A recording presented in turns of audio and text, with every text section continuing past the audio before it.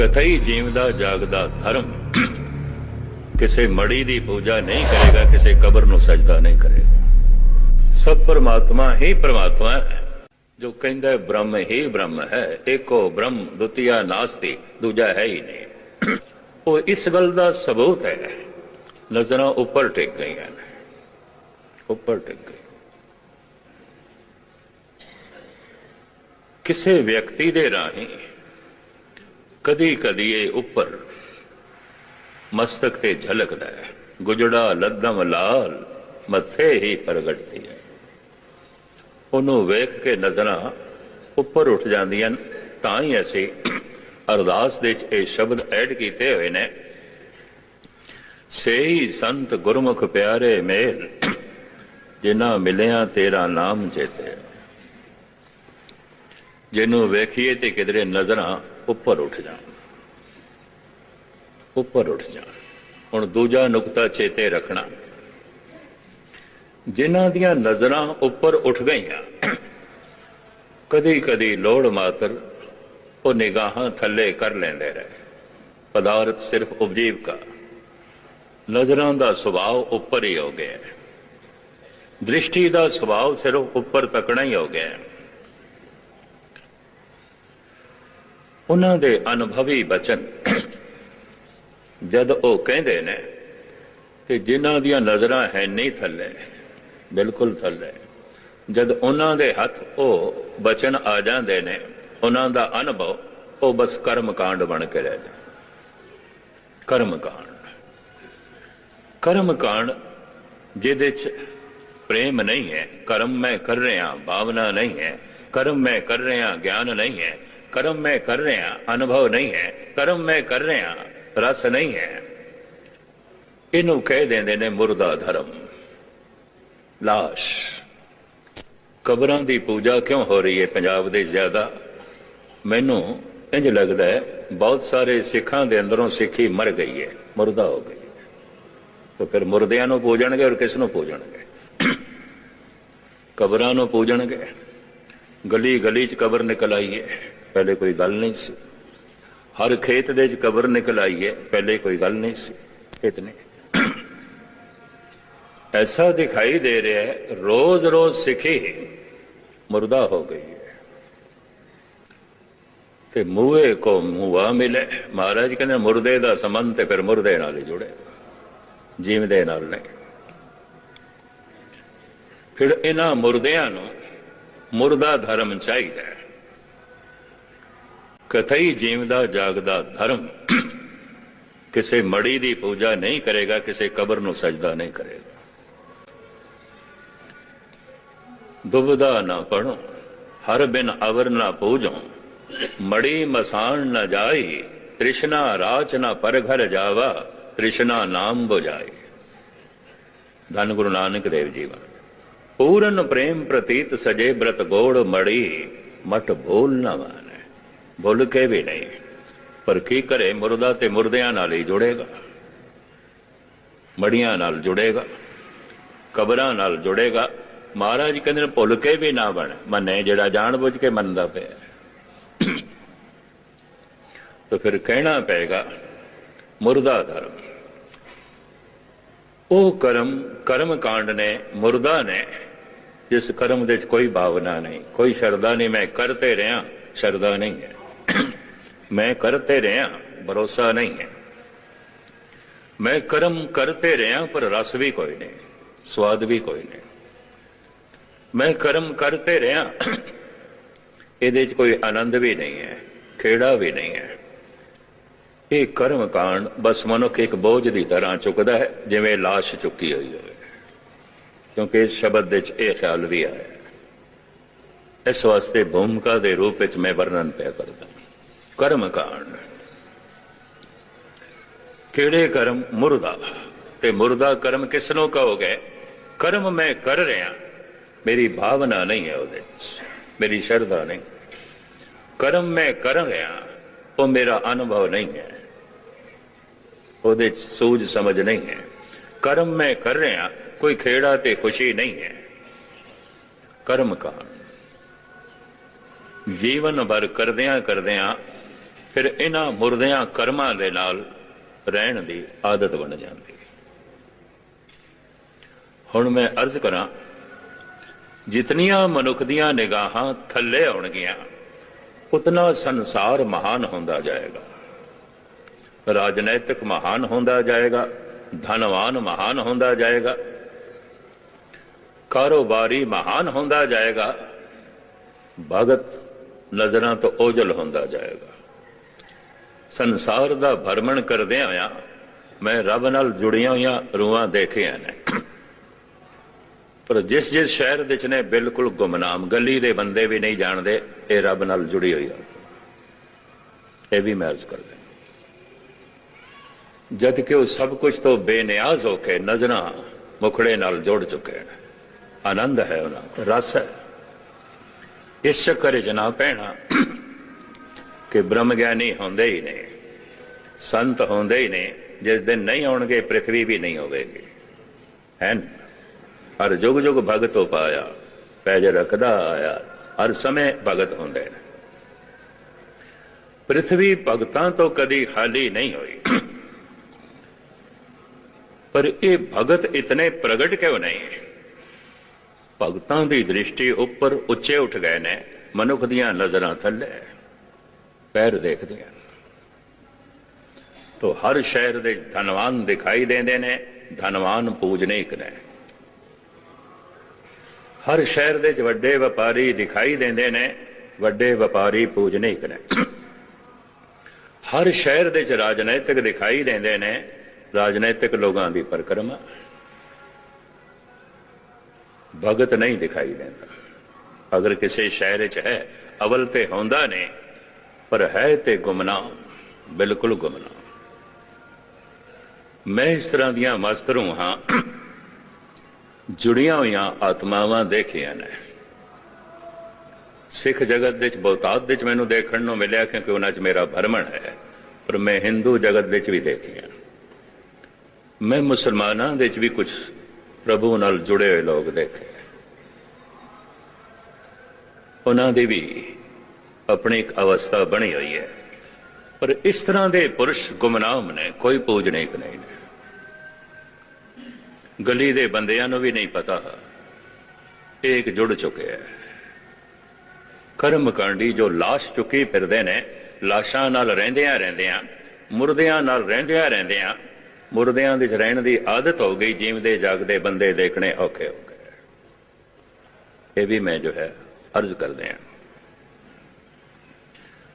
ਅਨੁਭਵੀ ਪੁਰਸ਼ਾਂ ਦੇ ਜਦ ਬੋਲ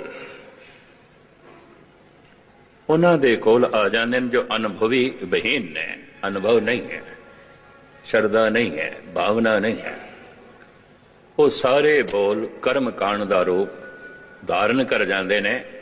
ਗੁਸਤਾਖੀ ਮਾਫ, 99% ਕਰਮ ਹਿੰਦੂ ਜਗਤ ਦੇ ਹੋਕਾ ਕਰਮ ਕਾਂਡ ਹੈ, ਕੁਛ ਵੀ ਨਹੀਂ ਹੈ। ਔਰ ਇਸ ਤਰ੍ਹਾਂ ਹੀ ਮੈਨੂੰ ਕਹਿਣ ਦੇਣਾ, ਸਿੱਖ ਜਗਤ ਦੇ ਵਿੱਚ ਮੈਂ ਦੇਖਦਾ ਬਹੁਤਾ ਕਰਮ ਕਾਂਡ ਹੈ, ਕੁਛ ਵੀ ਨਹੀਂ ਹੈ, ਕਰਮ ਕਾਂਡ।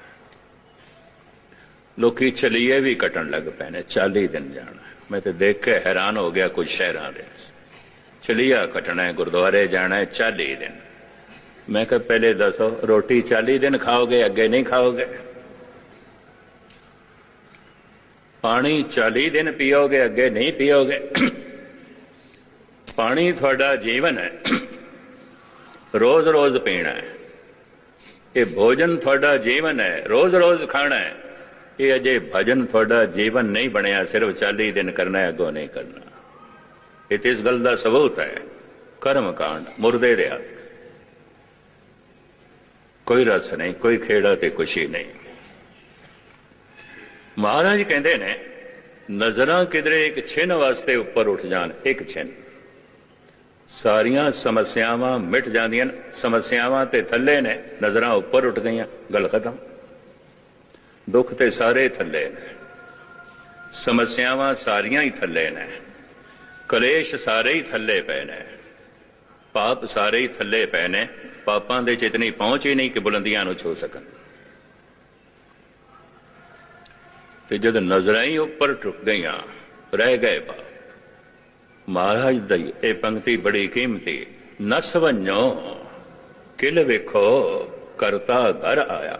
ਭੱਜ ਜਾਓ ਐ ਪਾਪੋ, ਅੱਜ ਤੱਕ ਤੁਸੀਂ ਸਿੰਘਾਸਣ ਮੇਰਾ ਮਲਿਆ ਹੋਇਆ ਸੀ, ਨਿਕਲ ਜਾਓ, ਤੁਹਾਡੇ ਲਈ ਹੁਣ ਥਾਂ ਨਹੀਂ ਹੈ। ਨਸ ਵੰਜੋ ਕਿਲ ਵੇਖੋ ਕਰਤਾ ਘਰ ਆਇਆ। ਭਾਈ ਸਾਹਿਬ ਭਾਈ ਨੰਦ ਲਾਲ ਦੇ ਬਚਨ ਮੈਨੂੰ ਪੜਨ ਨੂੰ ਮਿਲੇ, ਮੈਂ ਹੈਰਾਨ ਹੋਇਆ। ਬੜਾ ਕ੍ਰਾਂਤੀਕਾਰੀ ਵਚਨ ਹੈ ਉਹਨਾਂ ਦਾ। ਕਹਿੰਦੇ ਅਗਰ ਗਮ ਲਸ਼ਕਰ ਅੰਗੇਜ਼, ਐ ਗਮ ਤੂੰ ਕੱਲਾ ਨਹੀਂ, ਪੂਰਾ ਲਸ਼ਕਰ ਲੈ ਕੇ ਮੇਰੇ ਤੇ ਆ। ਵੈਸੇ ਵੀ ਵਿਚਾਰਕ ਇਹ ਕਹਿੰਦੇ ਨੇ ਦੁੱਖ ਕਦੀ ਕੱਲਾ ਨਹੀਂ ਆਉਂਦਾ, ਆਪਣੇ ਨਾਲ ਬਹੁਤ ਸਾਰੇ ਦੁੱਖਾਂ ਨੂੰ ਲੈ ਕੇ ਆਉਂਦਾ ਹੈ। ਭਰਤਰੀ ਵੀ ਕਹਿੰਦੇ ਨੇ ਦੁੱਖ ਮਾਂਝ ਦੁੱਖ ਹੋਰ, ਲਾਭ ਹੋਤ ਸਾਂਝ ਭੋਰ, ਡੰਡ ਜੋਰ ਜੋਰ ਕਰ ਫੇਰੇ ਚੱਲ ਕਰੇ। ਇੱਕ ਦੁੱਖ ਦੇ ਚ ਹੋਰ ਦੁੱਖ ਹੁੰਦਾ, ਉਸ ਦੁੱਖ ਦੇ ਚ ਹੋਰ ਦੁੱਖ ਹੁੰਦਾ, ਉਸ ਦੁੱਖ ਦੇ ਚ ਹੋਰ ਦੁੱਖ ਹੁੰਦਾ। ਇੰਝ ਦੁੱਖਾਂ ਦੀ ਲੰਬੀ ਲਾਈਨ ਲੱਗੀ ਹੁੰਦੀ। ਦੁੱਖ ਕੱਲਾ ਨਹੀਂ ਆਉਂਦਾ, ਕਤਈ ਕੱਲਾ ਨਹੀਂ ਆਉਂਦਾ। ਦੁੱਖ ਹਮੇਸ਼ਾ ਲੰਬੀ ਲਾਈਨ ਲਸ਼ਕਰ ਬਣਾ ਕੇ ਆਉਂਦਾ ਹੈ। ਸੁਖ ਕੱਲਾ ਆਉਂਦਾ ਹੈ, ਪਰਮਾਤਮਾ ਕੱਲਾ ਆਉਂਦਾ, ਉਹਦਾ ਕੱਲਾ ਹੋਣਾ ਹੀ ਬਥੇਰਾ ਹੈ, ਉਹਦਾ ਕੱਲਾ ਹੋਣਾ ਹੀ ਕਾਫੀ ਹੈ। ਦੁੱਖ ਕੱਲਾ ਨਹੀਂ ਆਉਂਦਾ। ਚਲੋ ਇਸ ਦੇ ਉੱਤੇ ਮੈਂ ਇੱਕ ਨਿੱਕਾ ਜਿਹਾ ਉਦਾਹਰਣ ਵੀ ਦੇ ਦਿਆਂ, ਪ੍ਰਭੂ ਨਾ ਕਰੇ। ਐਕਸੀਡੈਂਟ ਹੋ ਗਿਆ ਕਿਸੇ ਦਾ, ਇੱਕ ਲੱਤ ਟੁੱਟ ਗਈ ਹੈ, ਇੱਕ ਲੱਤ ਟੁੱਟ ਗਈ ਹੈ। ਹੁਣ ਕੋਈ ਉਸ ਨੂੰ ਆ ਕੇ ਕੋਈ ਗੱਲ ਨਹੀਂ, ਇੱਕ ਲੱਤ ਹੀ ਟੁੱਟ ਗਈ ਹੈ, ਇੱਕ ਦੁੱਖ। ਇਹ ਇੱਕ ਦੁੱਖ ਹਜ਼ਾਰਾਂ ਦੁੱਖ ਆਪਣੇ ਪਿੱਛੇ ਲਈ ਖੜਾ ਹੈ। ਇੱਕੋ ਦੁੱਖ, ਇੱਕੋ ਹੀ ਘਟਨਾ, ਇੱਕੋ ਹੀ ਦੁਖਦ ਘਟਨਾ ਰੋਜ਼ ਰੋਜ਼ ਦੀ ਦੁਖਦ ਘਟਨਾਵਾਂ ਦੀ ਕਤਾਰ ਲਈ ਬੈਠੀ ਹੈ। ਔਰ ਜੀਵਨ ਭਰ ਗਮ ਕਤਈ ਕੱਲਾ ਨਹੀਂ ਆਉਂਦਾ, ਦੁੱਖ ਕਤਈ ਕੱਲਾ ਨਹੀਂ ਆਉਂਦਾ। ਇੱਕ ਦੁੱਖ ਦੇ ਪਿੱਛੇ ਦੁੱਖਾਂ ਦੀ ਲੰਬੀ ਲਾਈਨ ਆਉਂਦੀ ਹੈ, ਕਤਾਰ ਆਉਂਦੀ ਹੈ। ਭਾਈ ਸਾਹਿਬ ਭਾਈ ਨੰਦ ਲਾਲ ਕਹਿੰਦੇ ਨੇ ਅਗਰ ਗਮ ਲਸ਼ਕਰ ਅੰਗੇਜ਼, ਐ ਗਮ ਤੂੰ ਪੂਰਾ ਲਸ਼ਕਰ ਬਣਾ ਕੇ ਮੇਰੇ ਤੇ ਆ, ਮੇਰੇ ਤੇ ਚੜਾਈ ਕਰ। ਅਗਰ ਗਮ ਲਸ਼ਕਰ ਅੰਗੇਜ਼ ਕਿ ਖੂਨੇ ਆਸ਼ਿਕਾਂ ਰੇਜ਼, ਮੈਂ ਰੱਬ ਦੇ ਪ੍ਰੇਮੀ ਦਾ ਖੂਨ ਕਰੇ, ਮੈਨੂੰ ਟੁਕੜੇ ਟੁਕੜੇ ਕਰਨਾ ਚਾਹੇ, ਮੈਨੂੰ ਜ਼ੋਬ ਕੋਬ ਕਰਨਾ ਚਾਹੇ, ਤੂੰ ਮੈਨੂੰ ਮਾਰਨਾ ਚਾਹੇ, ਮੇਰੇ ਟੁਕੜੇ ਟੁਕੜੇ ਕਰਨਾ ਚਾਹੇ, ਮੇਰਾ ਖੂਨ ਕਰਨਾ ਚਾਹੇ। अगर गम लश्कर अंगेज़ के खूने आशिकां रेज़द, मनोसा की बहम साजम ब बुनियादश बर अंदाज है। जितने चिर तक मेरा साकी, जितने चिर तक मेरा मालक, जितने चिर तक प्रभु दी याद मेरे कोल है, ए गम मैं सारियां दियां जड़ां पुट के रख दियां। व बुनियादश बर अंदाज, बुनियाद मैं सारियां दियां बुनियादां ही पुट के रख दियां, मैं सारियां दियां जड़ां ही पुट के रख दियां। इतनी हिम्मत नाल कह रहा। गम की आउंदा है, गम दी की हिम्मत है, दुख दी की हिम्मत है। इस अवस्था नूं धन गुरु अर्जन देव जी महाराज ने इस पंक्ति च बयान किया है, दुख ना ही सब सुख ही है रे, सब कुछ सुख है, सब कुछ सुख है ही नहीं दुख। दुख नहीं सब सुख ही है रे, हार नहीं सब जेते, कोई हार नहीं है, जेते ही जेते है, जय ही जय है, जेते ही जेते है। कोई दुख नहीं है, सुख ही सुख है, कोई गम नहीं है, आनंद ही आनंद है। इसी अवस्था का इंज कह लो, इसी पंक्ति का टीका कर रहे हैं नंद लाल। अगर गम लश्कर अंगेज़द के खूने आशिकां रेज़द, मनोसा की बहम साजम ब बुनियादश बर अंदाज़िम। ऐ गमो ऐ दुखो मैं सारियां दियां जड़ां ही पुट के रख दियां। जितने चिर तक प्यारे दी याद मेरे को, जितने चिर तक वो प्यारा मेरे हृदय च बैठा है, मैं सारियां दियां जड़ां ही पुट के रख दियां। इन्ना हौसला। कई दफा जब देखते हैं कबीर निर्धन भी है ते जात करके लोकी शूदर कहने ने जुलाहा है, बिरादरी करके ਰਹਿੰਦਾ ਵੀ ਇੱਕ ਟੁੱਟੀ ਪੁੱਟੀ ਝੌਂਪੜੀ ਦੇ 'ਚ ਹੈ। ਕੋਈ ਲੰਬਾ ਚੌੜੀਆਂ ਬਾਵਾਂ ਵੀ ਕੋਈ ਨਹੀਂ ਭਰਾ, ਔਰ ਲੰਬਾ ਚੌੜਾ ਕੁਟੁੰਬ ਵੀ ਕੋਈ ਨਹੀਂ। ਸਾਰੇ ਬਨਾਰਸ ਦੇ ਵਿਦਵਾਨਾਂ ਨਾਲ, ਪੰਡਤਾਂ ਨਾਲ ਟੱਕਰ ਲੈਂਦਾ, ਮੱਥਾ ਮਾਰਦਾ। ਲਾਲਾ ਦੌਲਤ ਰਾਏ ਲਿਖਦੇ ਨੇ ਧੰਨ ਗੁਰੂ ਗੋਬਿੰਦ ਸਿੰਘ ਜੀ ਮਹਾਰਾਜ ਬਾਰੇ। ਚਲੋ ਸਾਹਮਣੇ ਆ ਗਈ ਇਹ ਗੱਲ, ਤਾਂ ਮੈਂ ਅਰਜ਼ ਕਰਦਿਆਂ, ਇਹ ਲਾਲਾ ਦੌਲਤ ਰਾਏ ਨੇ ਲਿਖੀ ਹੈ। ਕਿਤਾਬ ਦਾ ਨਾਮ ਹੈ ਸੁਆਨੇ ਉਮਰੀ ਗੁਰੂ ਗੋਬਿੰਦ ਸਿੰਘ। ਲਾਹੌਰ ਦੇ ਛਪੀ ਸੀ, ਉਥੋਂ ਦੇ ਇੱਕ ਪ੍ਰੈਸ ਨੇ ਛਾਪੀ ਸੀ ਉਦੋਂ 1906 ਦੇ ਵਿੱਚ। ਮੈਂ ਗਾਲਬਨ 42-43 ਦੇ ਜਦ ਪ੍ਰਾਇਮਰੀ ਸਕੂਲ ਦੇ ਚ ਅਜੇ ਪੜ੍ਹਦਾ ਸੀ, ਪੜ੍ਹੀ ਸੀ ਮੈਂ। ਉਸ ਨੂੰ ਬਾਅਦ ਦੇ ਚ ਦਿੱਲੀ ਦੇ ਚ ਕੁਝ ਸੱਜਣਾ ਨੇ ਯਤਨ ਕਰਕੇ ਛਪਵਾਇਆ। ਉਹਦੀ ਫਿਰ ਭੂਮਿਕਾ ਲਿਖੀ ਸੀ ਮਿਲਾਪ ਅਖਬਾਰ ਦੇ ਐਡੀਟਰ ਰਣਵੀਰ ਨੇ ਤੇ ਦਾਸ ਨੇ ਲਿਖੀ ਸੀ। ਮੈਨੂੰ ਕਹਿਣ ਲੱਗੇ ਇਸ ਦੀ ਭੂਮਿਕਾ ਲਿਖ ਦਿਓ। ਮੈਂ ਕਿਹਾ ਲਾਲਾ ਦੌਲਤ ਰਾਏ ਨੇ ਜਿਹੜੀ ਭੂਮਿਕਾ ਲਿਖ ਦਿੱਤੀ ਆਪਣੀ ਕਿਤਾਬ ਦੀ, ਹੋਰ ਲਿਖਣ ਦੀ ਲੋੜ ਨਹੀਂ ਹੈ। ਪਤਾ ਹੈ ਲਾਲਾ ਦੌਲਤ ਰਾਏ ਨੇ ਕੀ ਲਿਖਿਆ? ਮੈਂ ਤੁਹਾਡੇ ਸਾਹਮਣੇ ਰੱਖਾਂ। ਕਹਿੰਦਾ ਉਰਦੂ ਦੇ ਚ ਲਿਖਿਆ, ਮੈਂ ਤੁਹਾਨੂੰ ਪੰਜਾਬੀ ਦੇ ਸੁਣਾਉਣਾ। ਈਸ਼ਵਰ ਦੀ ਜਦ ਸਾਰੀ ਸ਼ਕਤੀ ਇਕੱਠੀ ਹੋਈ, ਈਸ਼ਵਰ ਦੀ ਜਦ ਸਾਰੀ ਸਿਆਣਪ ਇਕੱਠੀ ਹੋਈ, ਈਸ਼ਵਰ ਦਾ ਜਦ ਸਾਰਾ ਸੁਹੱਪਣ ਇਕੱਠਾ ਹੋਇਆ, ਉਹ ਜਦ ਸਾਰਾ ਇੱਕ ਮਿਕ ਹੋਇਆ, ਉਸ ਤੋਂ ਜਿਹੜਾ ਵਜੂਦ ਬਣਿਆ ਉਸੇ ਦਾ ਨਾਂ ਹੈ ਧੰਨ ਗੁਰੂ ਗੋਬਿੰਦ ਸਿੰਘ। ਉਹ ਇੰਜ ਕਹਿੰਦਾ, ਇਹ ਪ੍ਰਭੂ ਦੀ ਸ਼ਕਤੀ ਦਾ, ਪਰਮਾਤਮਾ ਦੇ ਸੁਹੱਪਣ ਦਾ, ਉਹਦੀ ਕਲਾ ਦੀ ਸਿਖਰਤਾ ਹੈ ਜੋ ਝਲਕਦੀ ਹੈ ਧੰਨ ਗੁਰੂ ਗੋਬਿੰਦ ਸਿੰਘ ਦੇ ਵਿੱਚ। ਇਹ ਤੇ ਹੁਣ ਭੂਮਿਕਾ ਚ ਲਿਖਦਾ ਹੈ। ਫਿਰ 800 ਸਫ਼ਿਆਂ ਦੀ ਕਿਤਾਬ ਦੇ ਵਿੱਚ ਉਹ ਇਸ ਦਾ ਖੁਲਾਸਾ ਕਰਦਾ ਹੈ। ਕਹਿੰਦਾ ਮੈਂ ਜਦ ਰਾਮਾਇਣ ਦੀ ਜੰਗ ਦਾ ਅਧਿਐਨ ਕਰਦਾ, ਉਸ ਸਾਰੀ ਜੰਗ, ਉਸ ਸਾਰੇ ਖੂਨ ਖਰਾਬੇ ਦੇ ਕਾਰਨ ਮੈਨੂੰ ਦੋ ਇਸਤਰੀਆਂ ਦਿਖਾਈ ਦਿੰਦੀਆਂ, ਇੱਕ ਸਰੂਪਨਖਾ, ਇੱਕ ਸੀਤਾ। ਔਰ ਇਸ ਸਾਰੇ ਖੂਨ ਖਰਾਬੇ ਦੀ ਸ਼ੁਰੂਆਤ ਹੋਈ ਲਕਸ਼ਮਣ ਤੋਂ। ਲਕਸ਼ਮਣ ਨੇ ਸਰੂਪਨਖਾ ਦੀ ਨੱਕ ਕੱਢ ਦਿੱਤੀ। ਸਰੂਪਨਖਾ ਤੋਂ ਮੁਰਾਦ ਉਹਦੀ ਨੱਕ ਬੜੀ ਖੂਬਸੂਰਤ ਸੀ। ਉਹਨਾਂ ਦਿਨਾਂ 'ਚ ਨਾਮ ਰੱਖੇ ਜਾਂਦੇ ਸਨ, ਕੋਈ ਸਰੀਰਕ ਗੁਣ ਦੇਖ ਕੇ, ਕੋਈ ਮਾਨਸਿਕ ਗੁਣ ਦੇਖ ਕੇ, ਇਸ ਤਰ੍ਹਾਂ ਨਾਮ ਰੱਖੇ ਜਾਂਦੇ ਸਨ। ਨੈਣ ਨਕਸ਼ ਉਸਦੇ ਖੂਬਸੂਰਤ, ਰਾਵਣ ਦੀ ਭੈਣ ਸੀ, ਰਾਜੇ ਦੀ ਭੈਣ ਸੀ, ਨੱਕ ਖੂਬਸੂਰਤ ਸੀ। ਉਹਨਾਂ ਦਿਨਾਂ ਦੀ ਪ੍ਰਥਾ ਸੀ ਸਵੈਮਵਰ, ਖੁਦ ਵਰ ਚੁਣਨਾ ਹੈ।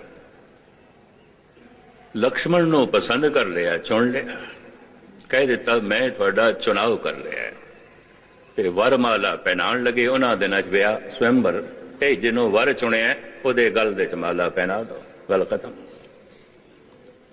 ਮਾਲਾ ਪਹਿਨਾਉਣ ਲੱਗੀ ਹੈ, ਲਕਸ਼ਮਣ ਨੇ ਇਨਕਾਰ ਕਰ ਦਿੱਤਾ, ਨਹੀਂ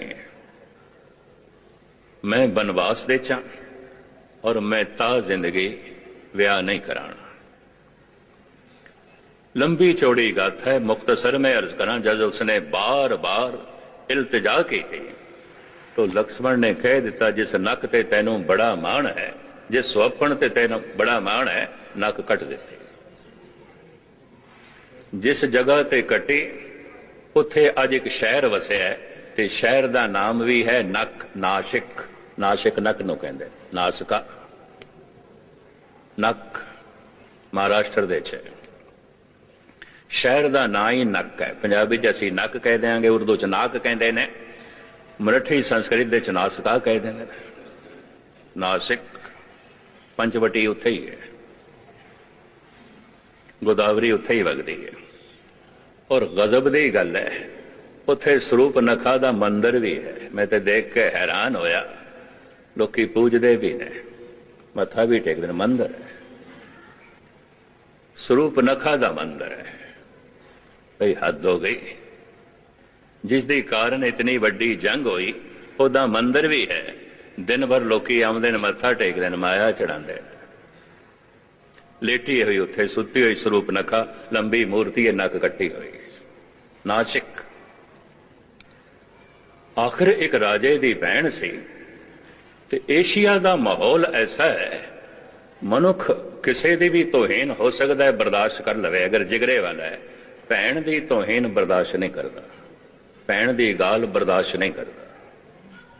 ਰਾਵਣ ਵੀ ਨਹੀਂ ਕਰ ਸਕਿਆ। ਇਸ ਏਸ਼ੀਆ ਦਾ ਮਾਹੌਲ।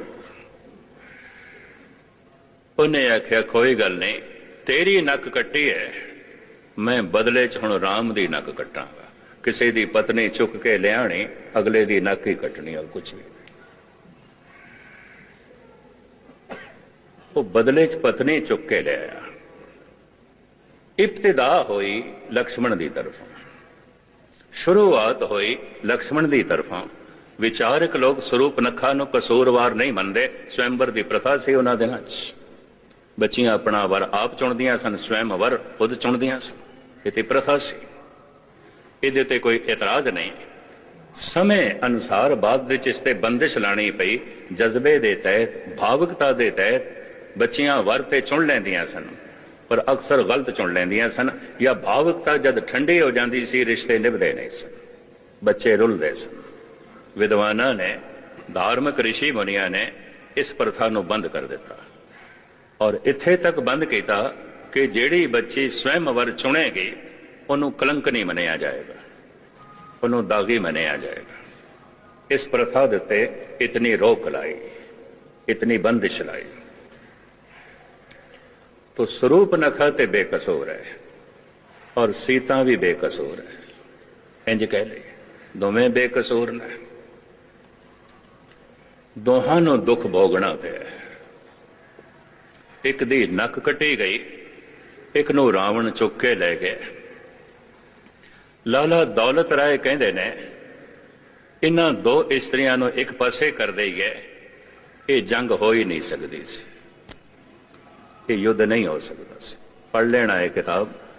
अजकल इहदा पंजाबी अनुवाद भी हो गया है, ते उहदा नां रख दिता ने महाबली गुरु गोबिंद सिंह। 60 साल तक कहंदे ने किसी लेखक की किताब नूं कोई छाप नहीं सकता उसकी इजाजत तो बिना, पर चूंकि हुण समा हो गया 1906 दे उन्होंने छपवाई सी लाला दौलत राय ने, ते हुण काफ़ी समा हो गया तो कानून के हिसाब नाल छापी जा सकती। दूसरा यह भी अर्ज करा, लाला दौलत राय कौन से? ये आर्या समाज का प्रचारक से, करदा ते आर्या समाज का प्रचार से। किधरे गुरु गोबिंद सिंह जी महाराज की जीवनी पढ़ बैठा ते दसम ग्रंथ पढ़ बैठा, इतना प्रभावित हो गया, उन्हें फिर यह किताब लिखी है सुहाने उमरी गुरु गोबिंद सिंह, जिहदी भूमिकता ने मैनू इतना प्रभावित किया भी सारी पढ़नी है। भूमिका चो लिखदा है, ईश्वर दा सारा सुअपण, ईश्वर दी सारी सियाणप, ईश्वर दी सारी शक्ति जद इकट्ठी हुई, उस तो जिहड़ा मुजस्मा बनिया है, उस मुजस्मे दा नाम है धन गुरु गोबिंद सिंह। गुरु प्यारी साध संगत जी, तुहानू ज्ञानी संत संग मस्कीन जी दी ये कथा किस तरह लगी, कमेंट करके अपने कीमती विचार जरूर दसना जी।